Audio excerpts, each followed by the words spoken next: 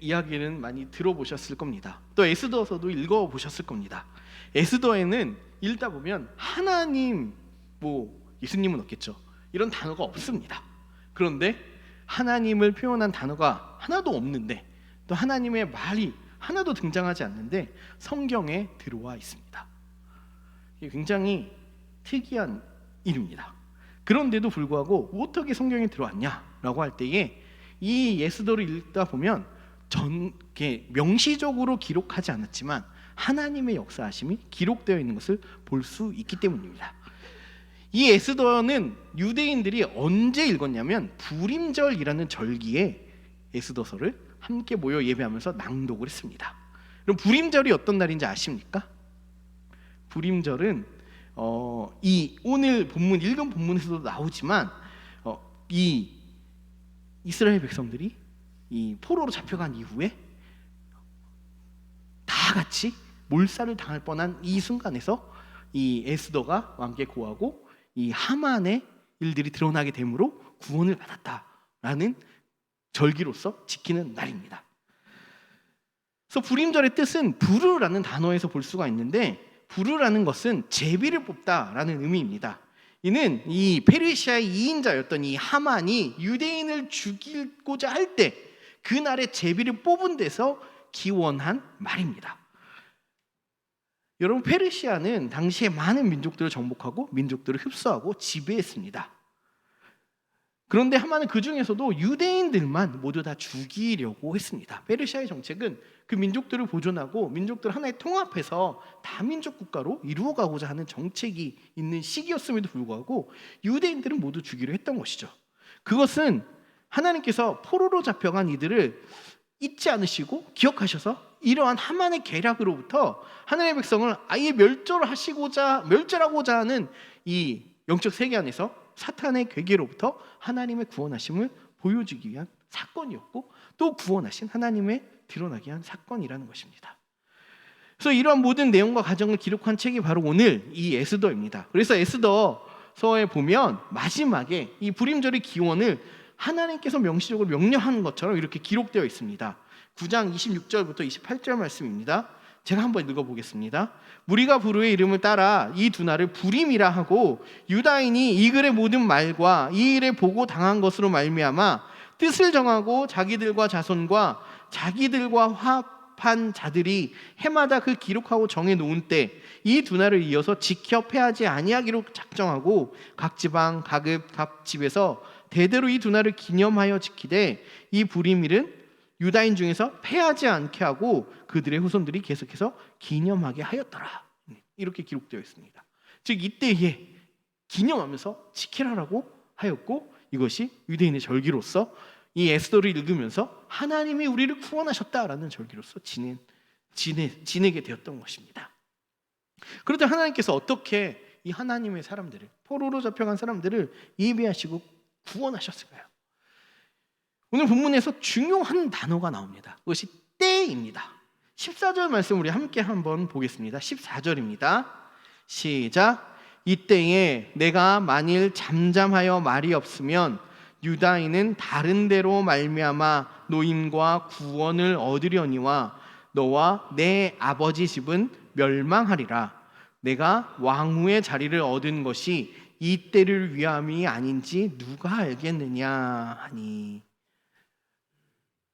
여러분, 하나님의 때라는 것은 사람이 측량할 수 없는, 사람으로서는 예지할 수 없는 그러한 때입니다.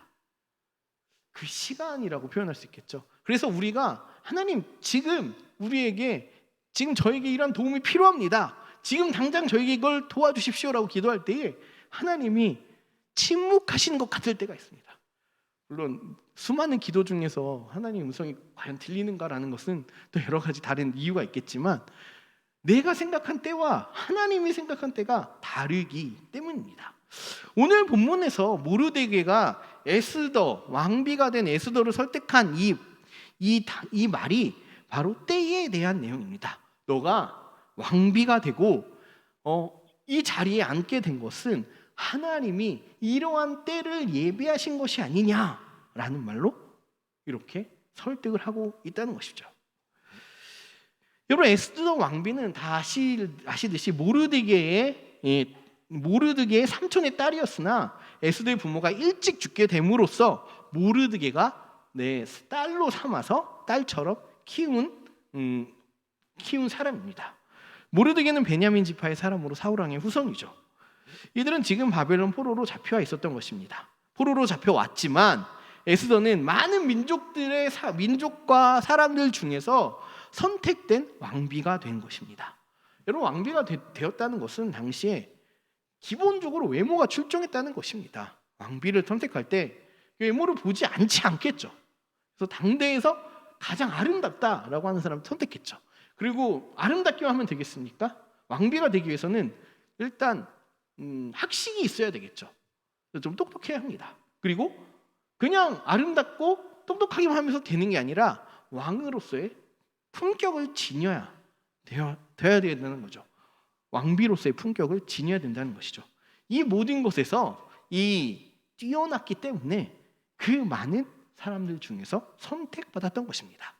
순수 페르시아 민족이 아니라 이 유대인으로서 잡혀온 베냐민 지파의 사람인 에스더가 발탁이 되었다는 것입니다. 그러나 이러한 왕비가 됨은 에스더가 아름답고 학식이 뛰어나고 또 품격이 있었기 때문이라는 것을 넘어서서 온 세계를 주관하시고 역사를 주관하시는 하나님의 보이지 않는 손이 이미 개입하고 있었다는 것을 우리는 알 수가 있습니다. 조서가 하만에 의해서 공표가 되게 되었습니다. 유다인들을 다 죽이라는 겁니다. 죄목은 유다 민족들이 바사의 지역에 흩어져서 살면서도 바사의 율법을 따르기보다 자기들의 율법을 따르고 자기들의 법만을 지키고 자기들의 신만을 섬기다는 겁니다. 그럼 포로로 잡혀간 유대인들도 상당히 대단한 민족입니다. 포로로 잡혀갔는데 그 나라의 법을 따르는 것이 아니라 내가 믿었던 신앙을 가지고 내가 믿었던 율법을 따라서 살고 있는 겁니다. 하만이 보기에 말도 안 되는 거죠. 그래서 많은 민족들을 품게 되겠지만 한 민족들을 대표적으로 이렇게 치리를 함으로 인해서 자기의 민족 정신을 가지고 살지 못하게 하려는 하만의 정치적 의도가 그곳에 있었던 것이죠. 그래서 유다인은 죽게 되었던 것입니다. 그 상황에서 모르드게가 베옷을 입고 죄를 뒤집어쓰고 왕궁 문 앞에서 울고 있었던 겁니다. 그러자 모르드게의 이 행동을 보고 에스더가 사람을 보내서 이야기를 듣게 되고 그때의 모르드게가 공표된 조서와 유대 민족의 죽음의 위기 가운데 놓여 있음을 전하게 됩니다. 그러나 보면은 이 당시에 에스더가 비록 왕비였지만 왕비로서 가지고 있는 정치력이 상당히 낮았던 것 같습니다. 그래서 오늘 본문에 보면 왕이 나를 부르지 않으면 내가 내 남편일지라도 왕을 만날 수 없다라고 얘기합니다. 왜냐하면 이 전에 왕비가 왕이 부르지 않았는데 잔치에 나가서 바로 그 자리에서 폐위가 되고 쫓겨났기 때문입니다. 그래서 왕이 부르지 않았는데 나간다는 것은 똑같이 폐위가 되거나 죽게 되는 상황에 처하게 된다는 것이죠. 이런 상황에서 지금 에스더는 두려워하고 있는 겁니다. 내 남편일지라도 난 남편을 내가 원하는 때 만나지 못한다. 만나지 못한 지 30일이나 됐다라고 말하고 있는 겁니다. 그러나 이때의 모르드게가 말하는 것이 하나님의 때를 말합니다. 하나님의 그때 너를 왕비로 세우신 그 하나님이 이 일을 위해서 준비한 게 아니겠느냐. 우리가 포로인데 어떻게 왕비가 될 수 있었을까 생각해봐라. 지금 우리 민족의 이 큰 위기 가운데 있을 이때에 하나님께서 이 위기를 극복할 자리로, 극복할 수 있는 해결책으로 너를 세우신 것이 아니겠느냐라고 말했던 것이죠. 여러분, 이렇듯 하나님의 때를 위해 우리의 인생을 이끄신다는 것입니다. 우리의 인생이 우연히 때로는 은혜로 내 실력으로 되어진 것 같지만 때로는 그렇게 느껴지기도 하겠지만 하나님은 우리 인생을 이끄실 때에 우연함이 없고 또 하나님의 목적과 계획을 위해서 또 하나님의 위대하신 일들을 위해서 우리의 삶을 하나하나 준비시키고 예비하시고 인도하신다는 겁니다. 그러므로 우리의 삶의 모든 순간은 하나도 땅에 떨어짐 없이 하나님의 계획 안에서 우리는 살고 있다는 것입니다. 우리에게 주어진 시간은 하나님의 나라를 위해서 쓰임받는 시간으로서 하나님이 계획하셨다는 것입니다.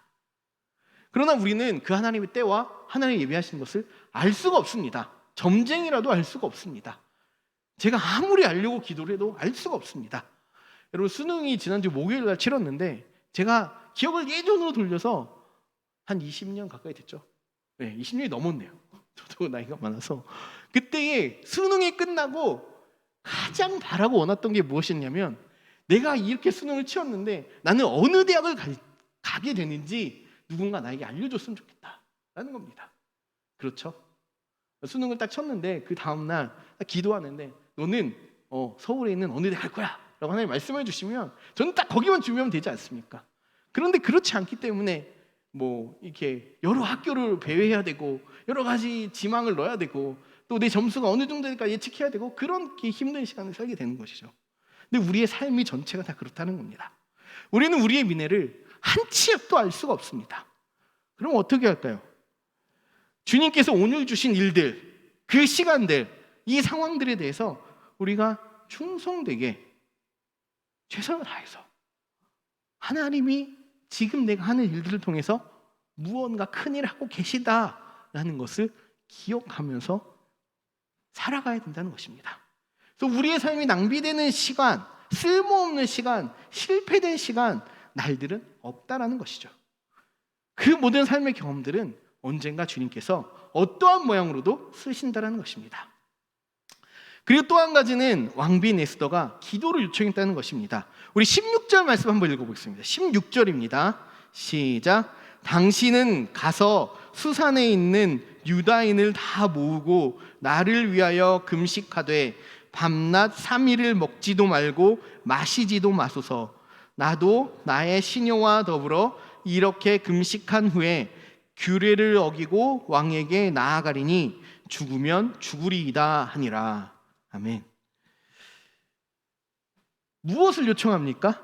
3일 동안 아무것도 먹지 말고 나를 위해서 금식하면서 기도해달라고 요청합니다. 그리고 본인도 나도 3일 동안 아무것도 먹지 않고 기도하겠다라고 이야기를 합니다. 에스더는 내가 왕비니까 어떻게 해서든 해보겠다라고 말하지 않습니다. 내가 그러면은 왕과 친한 누구 어떤 신하를 만나서 정치적인 행동으로서 이렇게 하겠다 말하지도 않습니다. 에스더가 말하는 것은 기도하겠다는 겁니다. 정치적인 노력이나 힘을 가져서 하는 것이 아니라 기도하겠다는 겁니다. 그리고 기도하자고 또한 요청하는 것입니다. 이 왕비, 에스더 왕비의 기도의 제목은 민족이 처한 억울한 상황에 대한 탄원이었을 것이고, 민족이 처한 위기에 대한 구원을 강하게 요청하는, 하나님께 강청하는 기도였을 것이고, 또 하나님 내가 무엇을 해야 합니까? 또 하나님께서 나를 세우시고 부르셨다면 지혜와 용기와 힘을 주시고 상황을 열어달라고 간구했을 겁니다.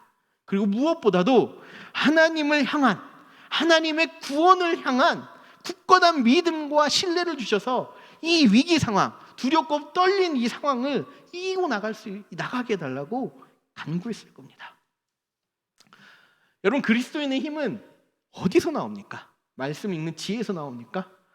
성령의 신비한 역사에서 나옵니까? 저는 그렇게 생각하지 않습니다.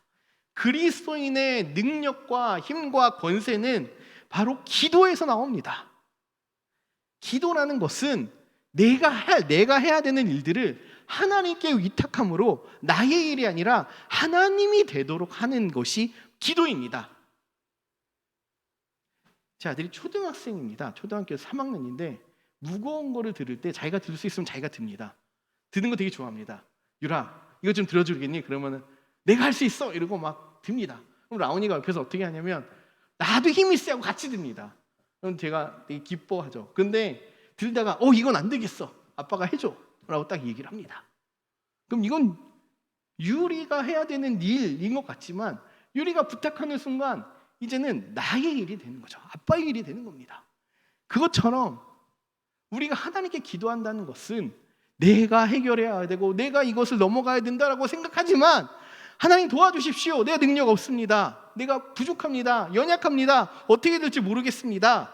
주님이 도와주셔야 됩니다. 라고 간구할 때에 이것이 나의 일과 나의 문제야, 나의 사건이 아니라 하나님의 일과 하나님의 문제와 하나님의 사건이 된다는 것입니다. 그러므로 우리가 기도하는 겁니다. 하나님께서는 성경에서 여러분들은 잘 아시겠지만 하나님을 의지하고 하나님께 기도하고 하나님께 간구하라고 많은 부분에서 성경에서 말씀하고 계시다는 겁니다.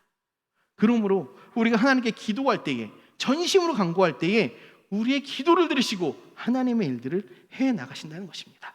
그래서 아브라함은 소돔과 고모라를 멸하려 하실 때 롯을 구하기 위해 기도했던 것이고, 모세는 백성들이 금송아지를 만들고 숭배할 때에 또 하나님 그래서 그들을 멸절시켜버리겠다고 할 때에 하나님 앞에 기도했던 것이고, 또 애굽을 나왔지만 홍해가 가로막고 있어서 막막할 때 로마의 군대가 쫓아올 때에, 애굽의 군대가 쫓아올 때에 하나님께 간구했던 것이고, 히스기야는 내가 죽을 병에 걸려서 주님 저를 더 살게 해주십시오라고 할 때에 간절히 기도할 때 주님께서 살게 하셨던 것이고, 이러한 것들이 우리는 성경에서 볼 수가 있는 것입니다.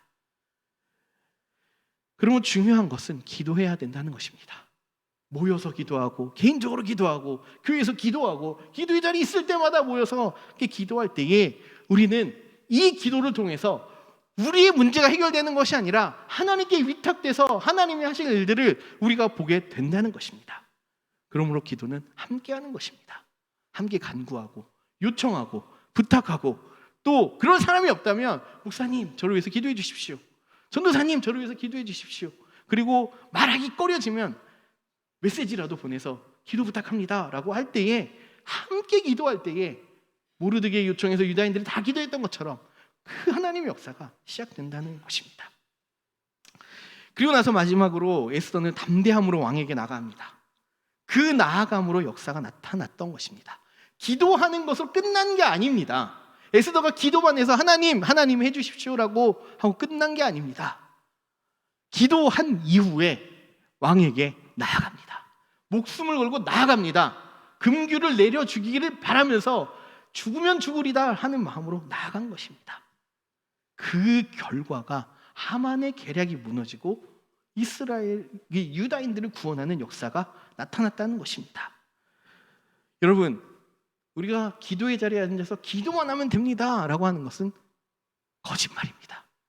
진짜는 기도하고 기도한 대로 우리가 살아가는 겁니다. 기도했으면 하나님이 해주실 줄 믿고 담대하게 그것을, 내 말씀을 살아내는 겁니다.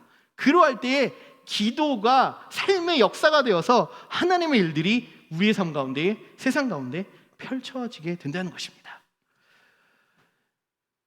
여러분, 우리의 삶에서 만나는 모든 인생의 어려움, 위기, 고난, 시련은 결국 하나님의 손 안에 있다는 것입니다. 하나님은 그래서 우리가 그러한 시간을 갖기 전에 우리로 하여금 준비시켜 주시고 인도하여 주신답니다. 그래서 성경에서는 하나님의 부르심은 후회가 없으시다라고 말씀하셨고, 우리에게 감당한 시험밖에 주시지 않는다라고 하셨습니다. 그러면 우리는 날마다 하나님의 구원의 때가 언제인지 우리는 알 수 없지만 신실하고 충성되게 주어진 삶을 성실하게 살아가야 한다는 것입니다. 그리고 무엇보다 기도하시기 바랍니다. 기도를 통해서 하나님의 일하심을, 하나님의 역사하심을 경험하고 하나님께서 주시는 믿음으로 용기 내어 그 믿음으로 살아가시길 바랍니다. 그럴 때에 하나님의 지키심과 인도하심과 모든 인간의 노력과 불가능으로 넘어서서 일하시는 그 하나님을 경험하고 보게 될 것입니다. 이러한 은혜를 경험하는 성도들 다 되시기를 기도하고 축복합니다. 기도하겠습니다.